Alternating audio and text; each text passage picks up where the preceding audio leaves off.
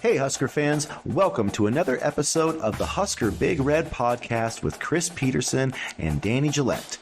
As always, go Big Red. Good morning, Husker fans, and welcome back to the Husker Big Red YouTube channel. I'm Chris Peterson, and joining me is Danny Gillette, and we're back here on a Monday morning to talk some Nebraska Cornhuskers. We have a lot of spring ball action going on, a lot of stuff going on in the world of basketball, whether it's the transfer portal or coaching moves or the NCAA tournament. So we're going to touch on all that stuff. Before we do, make sure that you guys like this video, get into the comments section, and please do us a favor and hit subscribe to the channel.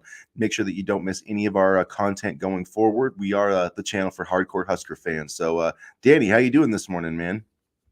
Good. It's been a little bit since we've had a show, but a lot of news, and it's the first week of April, so time is flying, and I'm excited to get back into it. Yeah, there's been a lot of a lot of nuggets released with spring football, a little more stuff coming out. There's been a lot of, the Huskers have put out a lot of, videos and stuff. They've had the spring league. So, they put out a lot of, things compared to, other programs, which really don't put out, much of anything. So Nebraska fans really should count themselves lucky in, the footage and the highlights and the access that, that they're given by the team. Yeah, for sure. And Coach Rule mentioned something that he wants to have at least 100 visitors on the sideline for each game. So that just shows that he's, willing to invite the alumni back. And we saw some alumni at practice last week, Coach Osborne, Jay Foreman. There were a couple other names as well. So it's good to see former players coming back and former coaches coming back and checking out this year's, iteration of the program. Yeah, and they had the coaches clinic. Bill Belichick was in town. Tom Osborne. So it sounds like the coaching staff, spent a lot of time with Bill Belichick, and so that was kind of interesting, and a good chance to pick his brain. I feel like spending 4 or 5 hours with Coach Belichick isn't can't hurt. Yeah. So even though things didn't work out at the end in New England, he's still in my opinion he's the greatest football coach of all time. So I don't think that that's going to hurt the Huskers going forward at all. As long as they didn't ask him for any general manager advice, they're fine. That's ultimately what did him in New England. But as a coach, he is still, in my opinion, one of the best. And so, yeah, there was a star-studded week on campus this week, and it just adds to the excitement of spring ball. And we've heard a lot of nuggets coming out of spring ball, a lot of recruiting news too. So even in the off season, things are always moving. Yeah, there was some, Chase Lofton was on campus this weekend, Jackson Carpenter. Of course, Chase Lofton's, visited a bunch of different schools, was at Texas A&M. He's going to Florida State and Miami this weekend. So, Christian Jones, I think, was at USC this weekend. He was just at Texas A&M. So, he's one that I'm watching to see if he'll, make a visit at some point this spring. If not, like I've said before, that probably would worry me. But overall, I think, Nebraska's in a pretty good place with, most of their top targets. They've really been trending up with Jack Lang, the 4-star offensive tackle from Missouri. So, I think it's probably them and Michigan. I mean, Missouri's in there too, but it seems like Notre Dame, who was the favorites, kind of fallen off there. They haven't gotten an official visit. And, I think Brian Munson from Husker Online said he didn't expect Notre Dame to get an official visit. So if that's the case, then that vaults Nebraska right near the top of the Jack Lang leaderboard, in my opinion. And Carpenter is taking an official visit. Jackson Carpenter is on June 21st. And in addition to Christian Jones, John Mills was also having dinner with the Husker coaches last night. A 3-star offensive tackle, 6'6", 330 pounds from San Francisco, California, a member of the class of 2025, ranked 88 numerically per the 247 or the 24/7 sports rankings, 39th overall player in California. So they're staying busy, and I'm happy to see all these official visits, coming to fruition. And I'm kind of curious about Carpenter because he's a guy that I think 3 stars might be a little bit low for him. I think he's going to get a 4th one in short order. He's extremely talented, and I'm happy Nebraska's going to get him in for an official visit as well. Yeah, it'll be tough, with where he's. I think he's like 8 Yeah, in the 800s. So I mean, I could see him maybe getting into the 5 or 600s. They just seem to disrespect kids. So he's probably going to Yeah. be in that 3-star range. But I think he just ran like a 10.45 in the 100. I think he just set his school record. So I know Kansas has been really on him too. I mean, this is a Nebraska Kansas recruiting battle right now, which sounds kind of weird, but with Lance Leipold, I mean, Kansas is a much more formidable. So, I mean, Nebraska's done a good job, I think, in this one. They're getting him back for another visit. And I mean, all the crystal balls and stuff right now are in Nebraska's favor. So, I mean, I would give them the edge. And, I just think it's going to be tough to beat Matt Rule out for in state recruits. I know they've lost Mm. a few over the past few years, but you look at, you can even see he's adjusted his strategy a little bit. I mean, he's offering, these guys from Omaha Central in the 2027 class, like he's really making sure that Nebraska is the first offer for kids that they're trying to prioritize in the state. And I just think it's going to be very tough, like with Chase Lofton and even with Jones. I just think Nebraska with how they were able to pull it out with now like Coleman and Carter Nelson, they've been able to win these national recruitments for in-state guys, and we'll see if that continues. But it's not going to be easy to get guys out of the state of Nebraska. I believe that. It's not, and like you said, Rule's done a good job of trying to get players from Omaha Central. They just offered a 2027 running back the other day, and so I think like you said, they have a strategy. They're trying to execute it, and they're kind of figuring out where their bread is buttered. And I think sometimes that's more important than just putting out offers that you don't know if it will stick or not. And so yeah, it is good to see them come up with a solid recruiting strategy, and also recognize and continue to recognize, I should say, that there's a lot of talent in the state, and they're not missing out on at least offering these kids, because there is a lot of talent coming up, and there has been a lot of talent over the last 2 or 3 years. Yeah, I think they're doing a nice job there. I feel like they're in a good spot with a lot of guys across their board. So now that we've talked a little bit of recruiting, I just wanted to, we're a couple weeks through of spring practice here. We got about 3 weeks left. There's going to be scrimmages this Saturday, the April 20th. And then, of course, the next 3 Saturdays, there's going to be, scrimmages with the spring game that we'll actually get to watch on April 27th. So what are some of your takeaways from spring ball so far through these first 2 weeks? Jalen Lloyd is going to be a stud, and we already kind of saw it last year, but he keeps getting recognition from the coaching staff. That speed and his playmaking ability. I don't think he's going to suffer a sophomore slump. I think he's going to be a really good wide receiver. And I know we talked about Jamal Banks and Isaiah Nayor as the kind of veteran transfer wide receivers, stepping in and adding a spark to that room. Well, I think some of the spark is going to come from guys in the program, and Lloyd is one of them. I mean, he caught, 2 touchdown passes from Daniel Kalen at the scrimmage that the team had on Saturday. So I'm really excited to see what he can do in his second act as a member of the Nebraska program. And I just remember that 73-yard touchdown against Purdue where he absolutely toasted the defense, and I'm hoping we see more of that. And actually, there was just a video put out yesterday by the program with Briola finding Lloyd for a touchdown in the back of the end zone during practice. So I'm hoping that's a connection we see quite a bit in the future. Yeah, it seems like those guys are on the same. I think they're on the same spring league team. I mean, they can change teams and stuff, so it can be fluid. But they had a highlight, from the other day where he threw a pass to Jalen Lloyd in the back of the end zone as well. And I mean, people forget this, but yet he was the only player in the Big Ten outside of Marvin Harrison Jr. had 3 50-yard touchdown receptions or longer, and that was with the worst quarterback situation in college football. I mean, Yep. I mean, that's not being mean. Nebraska Yeah. had the worst quarterback situation in college football last year, at least in the Power Five. So, he was a playmaker. And yeah, I think that this wide receiver group, honestly, I mean, there's been a lot of talk about quarterbacks, but this might be the most talent Nebraska's had at wide receiver in a very long time. I mean, you look at, Nayor and Banks are going to be right there, but yeah, you mentioned Jalen Lloyd. Demetrius Bell is, Yep.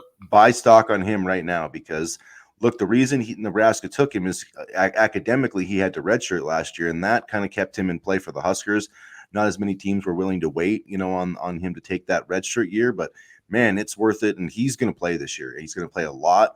And then you throw Malachi Coleman in that mix. Like, man, that's 5 really good wide receivers. And then, you've got Garcia Castaneda, the freshman, Davon Hall, McMorris, some of those guys, Jaden Doss. Like, there's a ton of depth, but that top 5, I think, is going to be, as good as Nebraska's maybe had ever in terms of just like talent, game breaker. I mean, because you've got size, you've got guys who can do it in the slot, you've got electrifying speed. And I just think that deserves more conversation than it's getting, is just how good and how deep this receiver room is right now.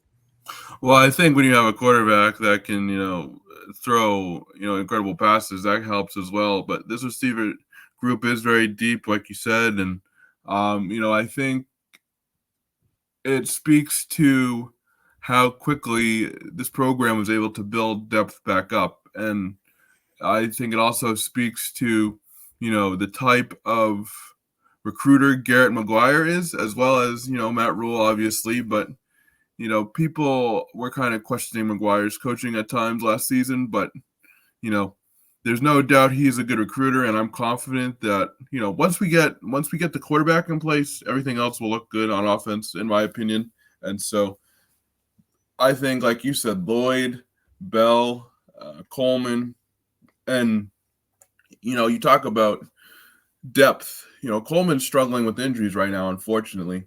And, you don't necessarily have to rush him back when you have depth like we have right now at the wide receiver position. And that's not always a luxury that we've had. So that's good as well. You can kind of let players, get into the game at their own pace and when they're ready and when they're healthy. And you don't have to rely on this one guy to get the job done, whether he's hurt or not. And that's something that was an issue in past coaching regimes. And I don't think that's going to be an issue here.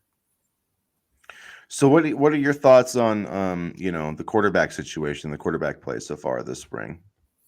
I'd still make Raiola my starter. But Danny Kaelin, there is a drop off from Raiola to Kaelin, but I don't think it's a bad drop off. Raiola is one of the best quarterbacks in the country. And I don't think, Danny Kaelin is kind of getting talked about enough. I still think, Damon Benning talked about this on his podcast last week. He was impressed with Kaelin's movement in the pocket, quick feet, quick arm.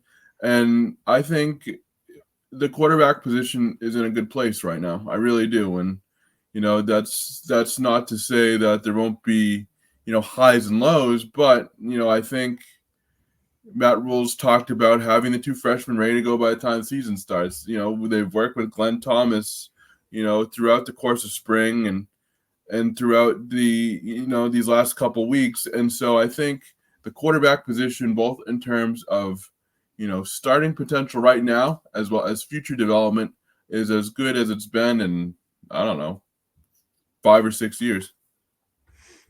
Yeah, I think, I've said, many times, I think Raiola coming in here is the most talented quarterback Nebraska's ever had throwing the ball. And I don't think there's been anything to dissuade me from that takeaway, in the first couple of weeks of spring ball. There's been reports of him, throwing the ball without, any trouble in 30-mile-an-hour winds, which I think is a great sign for, the cold weather games that we've seen, that we tend to see in Lincoln, October, November.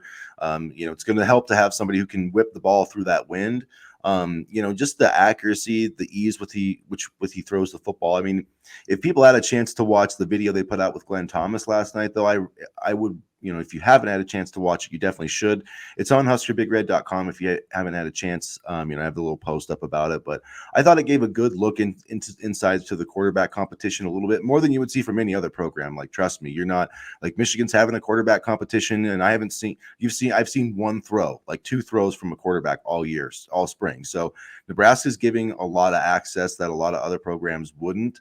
And I think that was really cool. And the thing that stood out to me about Daniel Kaelin is, man, that dude is big. He is a big dude, and he can throw the football. Like, he's ready. Him and Dylan Raiola look ready to play college football right now. And Heinrich Harburg's there too. And like I've said, I feel like he can have a role running the football and just kind of being that mentor type. But it's going to be fun to watch these 2 guys develop. And I thought it was interesting that, Matt Rule, when he was talking about the quarterbacks and how, I try not to, put out the depth chart, but if they really want to know, he kind of made it out like, he's kind of been more transparent with them. And but I just thought it was interesting. He said, we've never not played a great player ever. So I mean, to me, that's kind of saying like if Nebraska's got two really good quarterbacks, they're going to find a way to play them. And I think that might be the case here over the next couple of years. And it was interesting to read about, Harburg having an improved throwing motion over the course of this offseason, which I think is, pretty interesting. Maybe that's from working with Glenn Thomas. Maybe, that's just from working on it. But at the same time, it shows that he's, working to improve as well. He's not, oh, man, I'm not going to start. There's two guys ahead of me, blah, blah, blah. He's still trying to, make a name for himself in the room and work hard. And, it's really interesting to not hear anything from him. He's been a tremendous sport as it goes with this quarterback room, and he seems like a really good teammate and a guy that I want to have on my roster in the quarterback room. So even if, the odds may be stacked against him at the position, the way he's handled it and the way he continues to work hard is certainly commendable. And last year Nebraska was really good, with the quarterback running the football, and I think Harburg could do that again. And yeah, there's lots of, he showed he can complete that belly option pass. I mean, the teams are going to, put like 9-10 guys up near the line of scrimmage to stop the run. Like, okay, we'll play action and throw a ball deep. Like, I think Nebraska should have that, kid or that play in its playbook, because I really do think that, especially with the running backs, I mean, I still, there's still a little bit of a lack of depth there. And I just think, they're going to need Heinrich Harburg, to help run the football. I mean, and I think he could be a weapon in short yardage situations, especially if he's fresh. I mean, last year we saw him get worn down, but that's because they literally were running him 20 times a game. I mean, if you narrow that down to 5 or 6 times a game, I think he could be really effective in that role. And if teams do overplay the run, like he started and won 5 games as the quarterback last year. And I know it didn't look pretty all the time, but if they overplay it, like he can beat you with play action. He's done it before. And the only reason why I laughed was just because I can remember some plays where, the defender went absolutely unblocked and Harburg would get absolutely smacked before he even got out of the backfield. So he's tough as nails too. He's tough as nails, and that goes a long way too. And, I think, the way he handled everything last year, just being asked to run a ton, he did a solid job. And, I think it's going to be important, like you said, with the depth at running back, Harburg's emergence, maybe not so much as a passing quarterback, but as a continued, gifted athlete and solid runner is going to be important as well. Yeah, it'll be interesting to see, how Nebraska uses all those guys, how they use all their weapons at receiver. But, there has been a lot of positives on the defensive side of things, too. I mean, we've seen, Ethan Nation come up with some big plays. Malcolm Hartzog, made a big interception the other day. Riley Van Poppel had a pick 6, was dropping back into coverage. So, I mean, guys are making plays on that side of the ball. I think the secondary is in a great spot, with some of the young guys that are coming up there. And, I feel like they're really settled with some of their starters, linebacker. I mean, I just feel like that there's tangible depth at all 3, levels of this defense, whether it's edge, defensive tackle. If you're talking about jack, linebacker, I mean, yeah, maybe you could see, like a Dylan Rogers or some other guys step up at linebacker, but Vincent Shavers has been off the charts. So, Yep. Dylan Rogers might have got passed up because it seems like, I mean, heck, I think, Vincent Shavers right now could be pushing past maybe Stephon Thompson on the linebacker depth chart. I don't want to get ahead of myself too much, but I don't think that's too much of a stretch because Thompson, I heard, didn't really show up too well in terms of just conditioning and stuff like that. So I think we're at the point too, just kind of circling it back to depth, where if you're not ready, you're going to get passed up. Yeah, because I mean, Shavers, Rogers. I mean, there's lots of guys there, and I mean, that's just another thing like that I was thinking about too. Is we have all these spring ball takeaways and stuff like that, but we do need to remember it's just spring ball, and a lot can change in 5-6 months. Because what were our takeaways from last year after spring? Right, we thought that Jeff Sims was a pretty good quarterback after watching him play spring ball, and that was the worst takeaway anybody's ever had because he was not good. So I know, we were so excited too. I remember that. We were so excited, and yeah, we're gonna go to the national championship, and that fizzled out rather quickly. But I think it's. I mean, I don't think I said national championship. I said maybe a bowl game, but you did say maybe a bowl game. I'll give you credit there, but I probably said like 7-8 wins though. I didn't think it was going to be like I thought they would have a winning season. I thought Jeff Sims was actually going to be like that. Really, that surprised me, and that's like what like he physically has the abilities. It just shows you like the mental side and the confidence when you lose that, like how bad it can go. Yeah, well, I mean, I'm kind of looking forward to this season, unlike somebody who posted a highlight and proceeded to say, well, we lost all the games after this one and we didn't make a bowl game. So that ruined my Sunday. Thanks, Chris. Well, I'm just surprised. Still looking back at that, it was the run back against Purdue, and Yeah. I sat at that moment in my eyes I was like, holy crap, we're going to a bowl game. Like the curse is over. Like personally, that's probably what jinxed it. But I don't know. I had that feeling. So I mean, I just going back to that game, like I was just thinking in that moment, there's no way from my fandom perspective that we were going to miss a bowl game at that point. So I still can't believe that we did. But I mean, that's what happens. They're going to come back and make it this year. So it'll be all worth it at the end, I think. Have you heard a lot about Willis McGahee? I haven't heard a ton on him, but he's another guy I was watching. I haven't yet, but yeah, I definitely think he could have I think he's probably going to play more of that jack position. I think there's more guys probably ahead of him, but yeah, I'm really excited to what I've heard with Shavers, especially like that was a really good late get for the Huskers. Miami's, the Hurricanes are at the level where they're recruiting, top tier talent, but that doesn't mean that the kids that decommit or, don't end up signing with the program are bad football players. And I think, Shavers, for example, is a player that, we really lucked out in getting. Yeah, definitely looked out there like we did Demetrius Bell, and I would not be surprised at all to see. I think Vincent Shavers is probably going to play, and he's not going to redshirt. I'll just say that. Nor should he. I mean, yeah. You put the best players on the field. Shavers is one of them.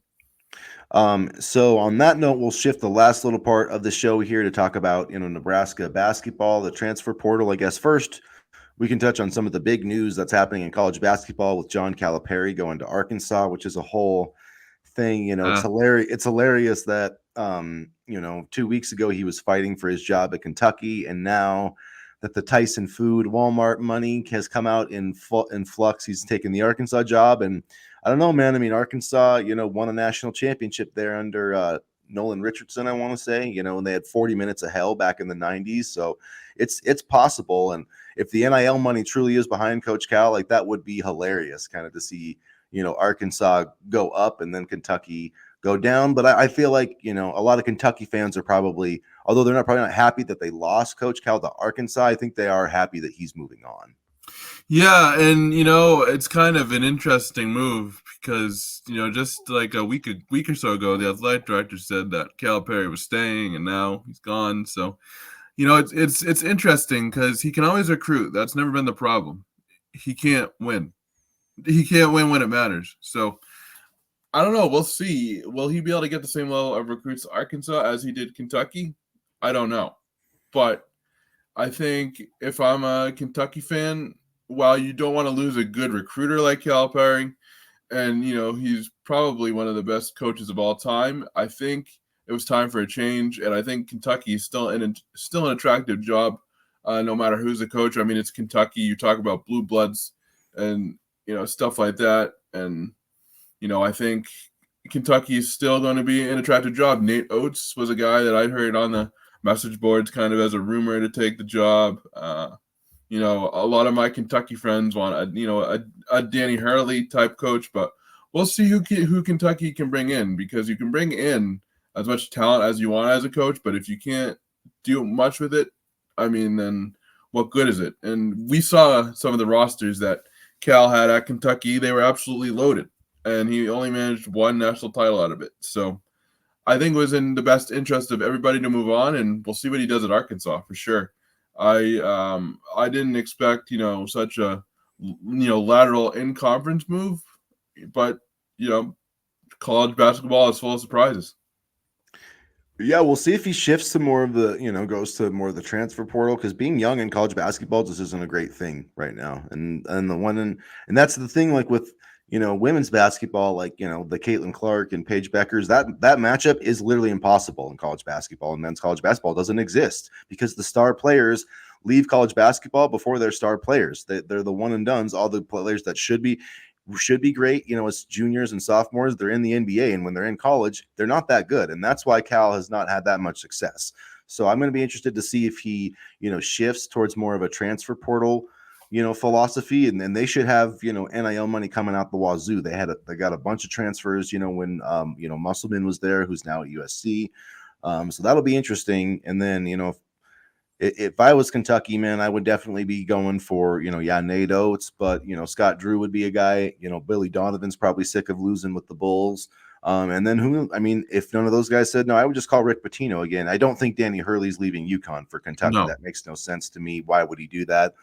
He's already got, probably the best job in college basketball. Maybe Jay Wright, but I really don't think he's going to, I just don't see him leaving the TV realm at this point. So, people were throwing Brad Stevens' name out too, and I don't see him leaving his position with the Celtics. I mean, he's the general manager. I don't see that happening. No. But Billy Donovan, I think, would be a good hire. Scott Drew would be my number one choice. If I was them, I would go for Scott Drew and then probably Nate Oates and then, maybe Billy Donovan. But, like I said, as long as there's no, dominoes that have any blowback with Fred Hoiberg, then I'm fine. And so probably the only thing that would have me worried is if like Bill Self leaves, because there's already been talk of if Bill Self leaves Kansas, they would maybe target Fred Hoiberg. So, it's just you just don't know how the dominoes are going to play out. But that's my only thought on it. I wouldn't worry. I wouldn't worry about Fred. And if he were to leave, then it's hard to say no to Kansas. Let's be honest here. It really is hard to say. Like you talk about blue blood programs, Kansas is one of them, and so I wouldn't worry too much about Fred. But you never know. Yeah, I mean, you never do know. I mean, he's been putting in a lot of work, or trying to put in work, I guess, with the basketball program. So there was a big announcement last week. Obviously, I'm sure that you guys have seen that, but Bryce Williams, Juwan Gary have confirmed that they'll be back for next season. Rink Mass has yet to do that. He's still weighing his options. He did an interview at the 3-point competition about K-State, and he talked about Nebraska as like a we in the future, but guys do that all the time. So, he sounded like a guy that's coming back, but still hasn't made a decision. So, I'm not sure where that's going to line up, but that's the biggest move. I mean, out of all the moves Nebraska could make in the portal or out of the portal, it's retaining Rink Mass as number one, because if you lose him, that to me, that really hurts, this team going forward into next season. And just, you have to add, then you're losing 2 all-conference Big Ten players, and you have to add another guy that like Rink Mass. And I just think that's asking a lot. For sure. And, I think I would, in my opinion, probably say that he is coming back, but you never know with college basketball. And the fact that Gary and Williams are coming back is absolutely huge, because Bryce was just such a consistent scorer. You knew what you were going to get out of him every night. He kind of was a throwback player in the sense that he loved the mid-range game. And Gary was an excellent defender, both on the perimeter and, in the paint when needed. He brought a ton of energy, both in the starting lineup and, off the bench. So, just the fact that they're back is going to be a good sign for this program. And we'll see what other, dominoes fall and where things fit. Yeah, and I would say, excuse me, I would, if I had to put out a prediction, I would predict that Rink Mass would come back next year. I think he'll get, he's probably getting pretty good NIL money in Nebraska. Yeah. And, wouldn't shock me, I guess, if he's thinking about a professional future, to see him declare for the draft like K-State did last year, just to, that would be the step to take if he's going to go pro. He hasn't done that yet either. So, I feel like he's going to be back. I just want to see it confirmed, and then I'll feel a lot better about this team. But there are a couple, Farrell Payne, we've talked about him before, but he is supposed to be coming, for a visit in the coming weeks. Not really a timeline set, but, he's a really nice player. Doesn't shoot, much from deep, but, scores well inside. I think he averaged 10 points a game last year, and that's never a bad thing. And Nebraska has a wide open, position at that 4 spot. And then also another Minnesota, for whatever reason, they're targeting Minnesota guys, but Joshua Ola Joseph. I wanted to say Olaf, like the movie Frozen, but at any rate, he is from Minnesota, so he's used to the cold. But 6'7" wing. He played 29 games last year, started 19, shot 60%, averaged 7.5 points. Would be a nice guy to have a bigger wing, on the perimeter for defensive purposes. That feels to me like a guy that's kind of like a CJ Wilcher type replacement, somebody who could come off the bench which you do need. And that's the thing, is not everybody can start. So you got to recruit guys from the portal that, are going to want to come off the bench a little bit. So I'm interested to see how all those roles kind of play out. And then I guess the last thing, Frankie Fiddler did put Nebraska in his top 4. Omaha, Wisconsin, or not Omaha, excuse me, Creighton, Wisconsin, and Michigan State are the others. So, I'd worry about Creighton. I'm worried about Creighton. I'm also worried about Wisconsin too, because with some of the social media stuff he was posting with Chucky Hepburn, that definitely worried me. So we'll see. That would be a pretty big domino to fall if they could get Frankie. But we'll see what happens. They have to add some impact guys in the portal though, because you're losing Tominaga. I mean, that's kind of the elephant in the room is Tominaga's out the door. Of all the other guys, you have to find a way to replace that production. And I think they're recruiting a lot of Minnesota guys because, you watch how Minnesota played last season. They were scrappy. They were kind of gritty. They were similar to Nebraska in a lot of ways. And so I think that type of style is similar to what Nebraska plays. And so from that end, I think it makes sense why they're targeting so many, Minnesota guys just because of the way they play. And they played tough defense as well. And they were a very defense-oriented team. And, they always gave Nebraska fits. So I definitely see why Fred is maybe trending towards more Minnesota transfers.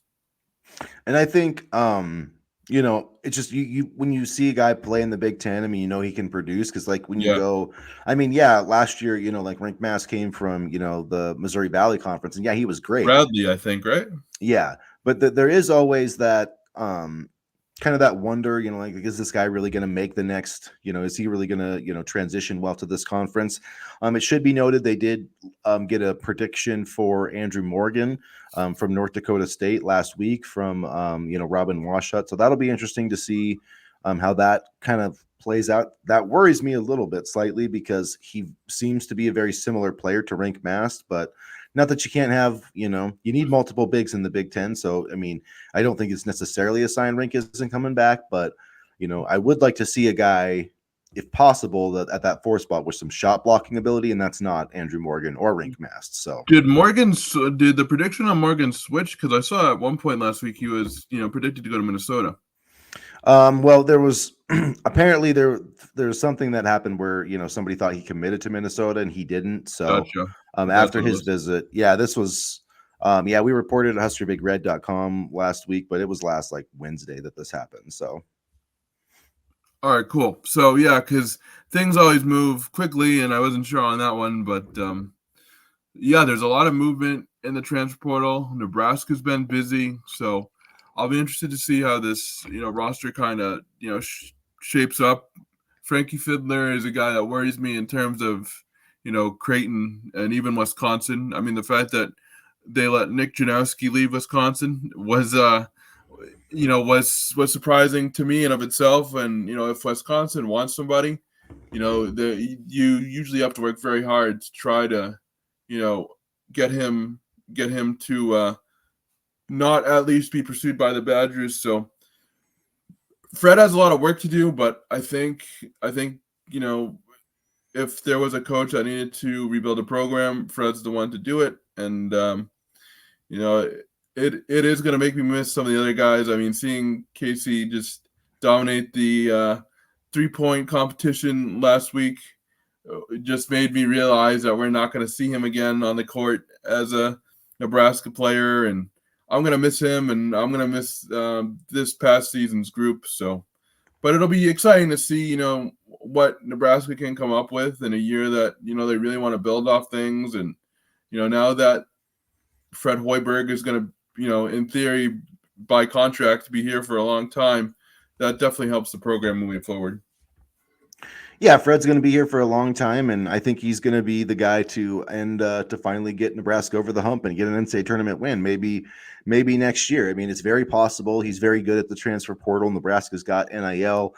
I mean, look, he got Casey out of the, as a junior college transfer. Rink Mass, Bryce Williams, Juwan Garrett. I mean, a lot of the best players have come from the portal. I think he's going to start getting more, high school recruits that are going to do well, in the future. But that's what he's always done. He did it at Iowa State.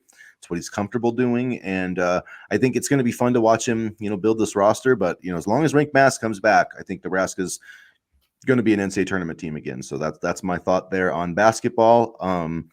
we'll wrap it up there, you guys. We'll be back for another episode on Wednesday. We'll have some more spring ball talk. I'm sure some recruiting stuff. Going to be the spring game coming up very soon. We're less than 20 days away now, so it's almost time to actually watch this team practice a little bit. So that's going to be a lot of fun. We should do a live stream or a reaction stream during the game if you're around. Yeah, we could definitely do something, I think, for spring ball. So that'd be fun, because then that would be a lot of fun. And yeah, it'll be fun to watch these quarterbacks and this defense, and just see the progress that Nebraska's making. It feels very real right now, but got to see it on the field. So we'll get that soon. And as always, guys, make sure you like the video, hit the subscribe button, and as always, go Big Red. Go Big Red.